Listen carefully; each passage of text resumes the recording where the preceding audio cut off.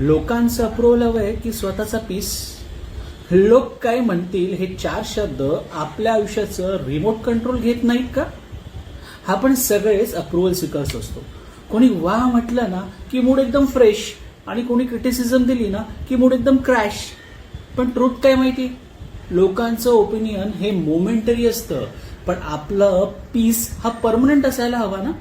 Approval म्हणजे temporary dopamine आणि piece म्हणजे परमनंट सॅटिस्फॅक्शन. जेव्हा आपण स्वतःच्या डिसिजनवर विश्वास ठेवतो तेव्हा आपल्याला बाहेरचं व्हॅलिडेशन लागत नाही. नेक्स्ट टाइम कुणी जज केलं ना तर पॉज करा आणि स्वतःला विचारा, मी खरंच माझ्या मनाने जगतोय की त्यांच्या एक्सपेक्टेशन्सने?